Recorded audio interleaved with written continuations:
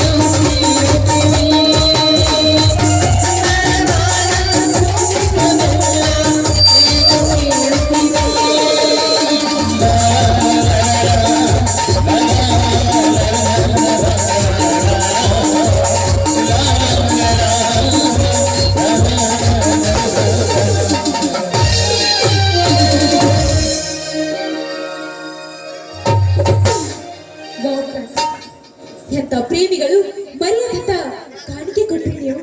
Wow, ಮುತ್ತೈದೆಯ ಸಂಗೀತ ಈ ಮೂಗುತಿಯನ್ನು ಹಾಕಿಕೊಂಡು ನಾನು ಇವತ್ತೇ ಮುತ್ತೈದೆ ಆದಿಕೊಂಡು ಮುತ್ತೈದೆ.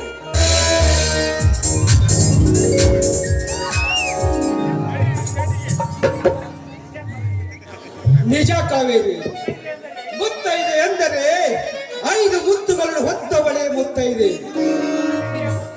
ಮೊದಲೇ ಮುತ್ತು ಹಣೆ ಮೇಲಿರುವ ಕುಂಕುಮ, ಎರಡನೆಯ ಮುತ್ತು ಮೂಗಿನಲ್ಲಿರುವ ಮೂಗುತಿ, ಮೂರನೆಯ ಮುತ್ತು ಕೊರಳಲ್ಲಿರುವ ತಾಳಿ, ನಾಲ್ಕನೆಯ ಮುತ್ತು ಕೈಯಲ್ಲಿರುವ ಹಸಿರು ಬಳೆ, ಐದನೆಯ ಮುತ್ತು ಕಾಲಲ್ಲಿರುವ ಕಾಲುಂಗರು.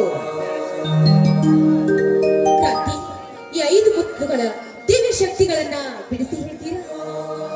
ಅವಶ್ಯವಾಗಿ ಹೇಳುತ್ತೇನೆ, ಕೇಳು. ಮೊದಲನೆಯ ಮುತ್ತು ಹಣೆಯ ಮೇಲಿರುವ ಕುಂಕುಮ. ಕುಂಕುಮದ ಬಣ್ಣ ಕೆಂಪು. ಈ ಕೆಂಪು ಜಗತ್ತಿಗೆ ಅಪಾಯಕಾರಿಯಾಗಿ ತೋರುತ್ತದೆ. ಗಂಡನನ್ನು ಬಿಟ್ಟು ಬೇರೆ ಪರ ಪುರುಷನು ಕಣ್ಣಿಟ್ಟು ನೋಡಿದರೆ ಅಂತವರನ್ನ ಭದ್ರಕಾಳಿಯ ರೂಪ ತಾಳಿ ಸಂಹಾರ ಮಾಡಲಿ ಎನ್ನುವ ದೃಷ್ಟಿಯಿಂದ ಹಣೆಗೆ ಕುಂಕುಮ ಹಚ್ಚುತ್ತಾರೆ. ಕ್ರಾಂತಿ, ಎರಡನೇ ಮುತ್ತು ಮೂಗಿನಲ್ಲಿರುವ ಮೂಗುತಿ, ಅಂದರೆ ನತ್ತು. ಗಂಡನೇ ಸರ್ವಸ್ವ, ಗಂಡನೇ ದೇವರು, ಗಂಡನ ಉಸಿರು ಸದಾ ತನ್ನಲ್ಲಿ ಉಸಿರಲ್ಲಿ ಉಸಿರಾಗಿ ಬೆರೆತಿರಬೇಕೆಂದು ಗಂಡನಿಂದ ಮೂಗಿನಲ್ಲಿ ಮೂಗುತಿ ಹಾಕುತ್ತಾರೆ. ಮೂರನೇ ಮುತ್ತು ಕೊರಳಲ್ಲಿರುವ ತಾಳಿ. ತಾಳಿಯ ಬೆಲೆ ಅಪಾರವಾಗಿದೆ ಈ ಪ್ರಪಂಚದಲ್ಲಿ. ಮೂರನ ದಿಕ್ಕಿನಿಂದ ಉದಯಿಸಿ ಬರುವ ಸೂರ್ಯನನ್ನೇ ಸಂಹಾರ ಮಾಡಿದ್ದು ಈ ತಾಳಿ. ಬ್ರಹ್ಮ ವಿಷ್ಣು ಮಹೇಶ್ವರನ್ನ ಶಿಶುಗಳನ್ನಾಗಿ ಮಾಡಿ ತೊಟ್ಟಿಲದಲ್ಲಿ ಹಾಕಿ ಜೋಗುಳ ಹಾಡಿದ್ದು ಇದೇ ತಾಳಿ. ಗಂಡನ ಮನೆಯಲ್ಲಿ ಎಷ್ಟೇ ಕಷ್ಟ ಕಾರ್ಖಂಡಗಳು ಕುತ್ತಿಗವರೆಗೆ ಬಂದರು ಅದನ್ನ ಸಹಿಸಿಕೊಂಡು ಹೋಗಲೆಂದು ಗಂಡನಿಂದ ತಾಳಿ ಕಟ್ಟಿಸುತ್ತಾರೆ. ಹಾಗಾದ್ರೆ ಕ್ರಾಂತಿ, 4ನೇ ಮುತ್ತು? 4ನೇ ಮುತ್ತು ಕೈಯಲ್ಲಿರುವ ಹಸಿರು ಬಳೆ. ರೈತ ಭೂತಾಯಿಯಲ್ಲಿ ಬ್ರಹ್ಮ ವಿಷ್ಣು ಮಹೇಶ್ವರ ಎಂಬ 3 ತಾಳೆ ಕೂರಿಗೆಯಿಂದ ಭೂತಾಯಿಯ ಉಡಿ ತುಂಬುತ್ತಾನೆ. ಕೆಲವು ದಿವಸದಲ್ಲಿ ಹಚ್ಚು ಹಸಿರಾಗಿ ಬೆಳೆದು ನಿಂತಿರುತ್ತಾಳೆ ಆ ಭೂತಾಯಿ. ಅದರಂತೆ ಗಂಡನ ಮನೆಯಲ್ಲಿ ಹೆಣ್ಣಿನ ಬಾಳು ಹಚ್ಚು ಹಸುರಾಗಲಿ ಎನ್ನುವ ಉದ್ದೇಶದಿಂದ ಹೆಣ್ಣಿಗೆ ಹಸಿರು ಬಳೆ ಧರಿಸುತ್ತಾರೆ. 5ನೆಯ ಮುತ್ತು ಕಾಲಲ್ಲಿರುವ ಕಾಲುಂಗರು. ಅದು ಅಂತಿಂತ ಕಾಲುಂಗರಲ್ಲ, ಈ ಹಳ್ಳಿಯ ಹುಲಿ ಕೊಟ್ಟ ಬೆಳ್ಳಿಯ ಕಾಲುಂಗರು.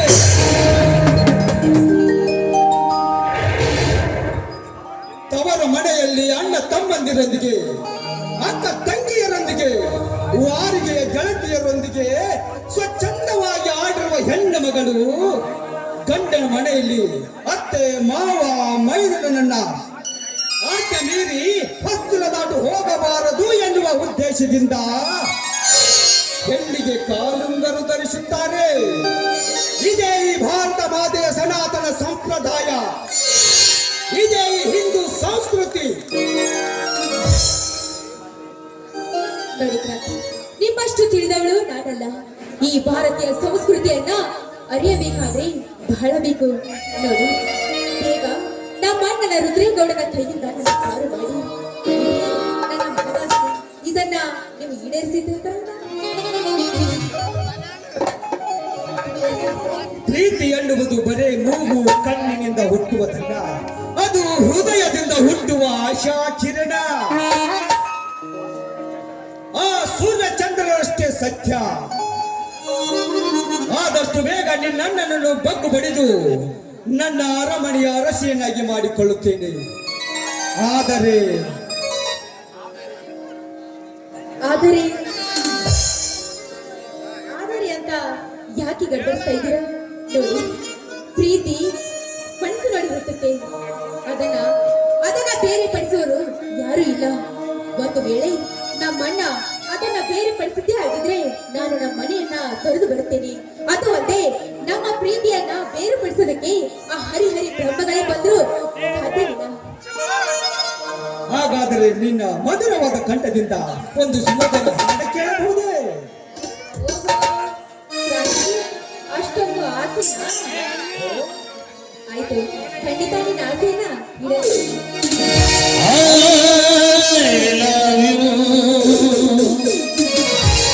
I